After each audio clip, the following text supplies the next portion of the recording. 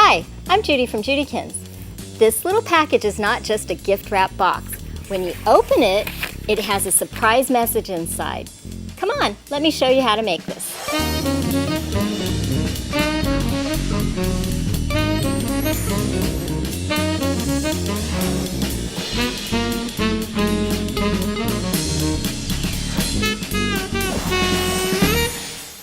To start off this project, I'm using a 12 by 12 sheet of cardstock. I'm going to score it with the Marvy Uchida Paper Trimming Buddy. Inside the housing, I have the scoring cartridge, and I want to score the paper in 3 sections, and because it's 12 by 12 inches, I know to score on the 4-inch line. So I line up my paper, and I just pull right down, and that leaves the score line. Then I open up my guide bar, and I turn it 1/4 of a turn, line up on the 4-inch line, and pull that cartridge right down to score my paper. I'm going to repeat this 2 times to create a tic-tac-toe pattern. Next, I need to change the blade out of my housing and put in the straight cut cartridge. Just line that up, pop it in, and then give it a twist to lock it into the housing. Now I slide my paper in, and again I line up on that 4-inch mark, close the guide, and this little arrow is going to line up on this 4-inch score line here. So I just pull straight down and just stop right on that 4-inch scored line. And I'm going to turn it 1/4 of a turn, close my guide bar, and again pull down and just stop right on that scored line. I'll repeat that 2 more times, turning the page 1/4 of a turn. Now that I've finished cutting, you can see the center section is blank, and I want to stamp an image or my message in that center section. I have this wonderful JudiKins outline joy that I'm going to use, and I want to stamp that with a dark color. And I just line it up right in the center and press right down, and you see I have the joy stamp. I want to add a little color to this, and I have a second joy stamp that's solid. I'm using Designer Ink's ink spots from PrintWorks in this cute little stamp pad. What's nice about this stamp pad is that it's raised off the surface of the plastic, so it allows you to ink up a much larger stamp. You just stamp your image right on top of the outline. It's okay if you're off just a little bit because it still looks great. Now, the next thing that I need to do is assemble the panels for my surprise here. You can print out this template off the website, and it has 4 panels. You're going to need 2 of those to create the whole wreath. What I'm going to do is stamp my snowman stamp from JudiKins. This is a fun cube that has 4 images of retro snowmen. I especially like this guy. He looks really friendly. I'm using the PrintWorks outliner ink because I'm going to watercolor over the top of the image. And with the outline ink, it doesn't smear when you get it wet once it's dry. So I stamp my image, and you notice I'm stamping it off to the side just a little bit. And the reason why is because these panels are going to overlap on this side, so it'll be hidden by the next panel. And there I have my 2 snowmen. I want to decorate the background of my snowmen here, and you notice that I have these snowflakes stamped. I wanted the snowflakes to appear that they're in the background of the snowman, so I masked it with a little bit of Eclipse tape. If you want more information about masking, you can go to the Masking Fun webisode. Peel off the mask and see how that snowman looks like he's right in the front of all those snowflakes. Now I want to color in my snowmen. Well, the wonderful thing about these cute little ink spots is that you can use them as watercolors. All you do is you take the ink and you press it right down on this acrylic palette. So I'm applying a couple different colors here for you to see how I'm creating my palette of colors. Now, using my paintbrush, I just pick up a little bit of the color. I'm using the marigold and just adding that right in for the nose, and maybe a couple of buttons on my snowman. Now, if I want to change the color of ink, I just blot off the extra color on a paper towel, and now I can pick up the next color.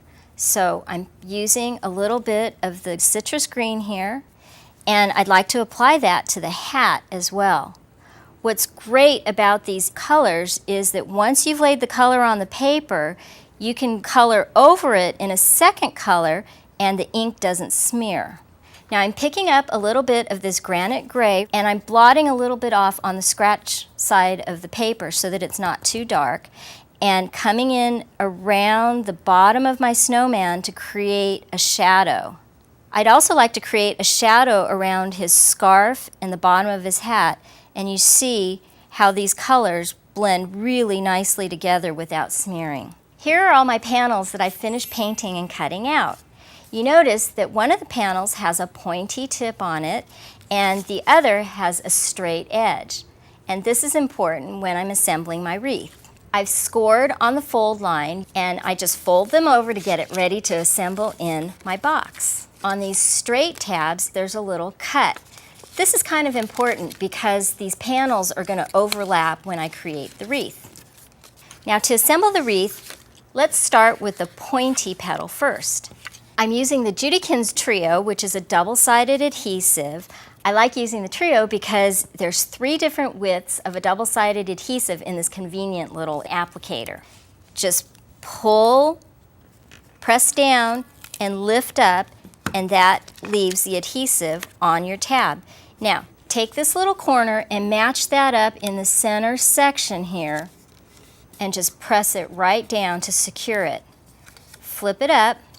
And now I want to take a straight edge, put a little more adhesive on here. So just pull it, press down, and lift up. Now I want to split that section a little bit and slide it behind this first panel and sort of center this tab and line it up on the scored line here. Press it straight down, and you see how it overlaps just a little bit there? You just keep working on this until all 8 panels are attached. After applying my last panel, you can see how this wreath opens up to make a beautiful surprise. Now let's work on the lid. With another 12 by 12 sheet of paper, I need to find the center of the paper, and I drew 2 diagonal lines. I actually decorated the top of the box with some snowflake images. You notice that I didn't stamp around the edges, and that's because when this is folded into a lid, these edges are going to be hidden. Taking the corner of my paper, I line it up in the center, and using a bone folder, I just fold that right down, turn my paper, and bring in my next corner right into the center, and I repeat that all the way around. This is actually an origami trick.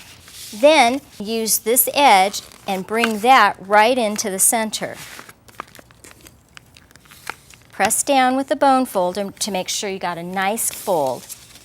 Open the fold, turn it a quarter of a turn, and repeat that, making sure you have a nice crisp fold because the fold is going to be a guideline. And you just want to repeat this to finish up all 4 sides. Now you want to unfold the paper. All you need to do is fold out these 2 sides, and we're going to cut a couple of lines. So using my ruler so I get a nice straight cut, and my penknife, I cut from this edge right to that first score line there. Just slide my paper over and repeat that on the other side. Now I need to do this 2 more times. Start from the fold and work out to the edge. Slide over, and now I've got my last cut. To assemble the lid, this is kind of fun. You just fold in these 2 flaps and fold up. Tuck that in. Do the same thing on the back side. I know this looks a little clumsy. And the panel that has the triangle on the end, you fold that up and over, and that tucks in to hold the 2 edges. And finally, the last side. And now you've got this great box lid. Now let me show you how the box all goes together. Just pull up the panels of the wreath, and now fold up on the scored lines and sort of hold it all together. You know, it kind of explodes, and that's why it needs the lid. Just pull that up, and then take your lid and pop that over the top. And now you have this great gift package, and you can change the theme by changing the color and the images that you use. This little box is great for springtime or summer. And what I want to show you is how I got this two-tone effect by stamping this flower with two different colors of ink. I just tap the color on. This is the daffodil yellow, and I'm starting with the lightest color first. Then I have the marigold, and I'm tapping that around the edges, leaving that center with the yellow. When I stamp my image, you'll see I have two different colors. The next stamp that I'd like to show you is this wonderful little floral spray. And what's great about this is I can ink this up with the pink, which is another light color, and the orchid here, and that I'm tapping around the edge, and then stamp that right in between the two flowers. And what's fun about this is there's still a little bit of ink left on the stamp. It's a little hard to see, but if I re-stamp it, I have this nice shadowing effect. This is what the lid looks like, and you can see I've also stamped the bottom of the box as well. Now, when I open this box, look at this wonderful little surprise. Now, this little wreath is a little bit different because each panel is shaped like a flower petal. And you notice I have two more flowers that are just a little bit smaller right in the center of the box. You just cut those out and just glue those right in on top of each other and then apply your little gift. Let me show you another couple projects using these same ideas. This is such a great project. It's so easy. My husband made this one. He used the photos from my niece's birthday party. Here's another variation with pictures on the outside of the box. And when you open it up, you see you have this wonderful holiday greeting surprise. Now I know everybody's going to want to be making these boxes, so when you receive yours, be sure to act surprised. I'll see you next time. For step-by-step instructions on how to create this week's project, download the design guide featuring special make-it-your-own bonus tips.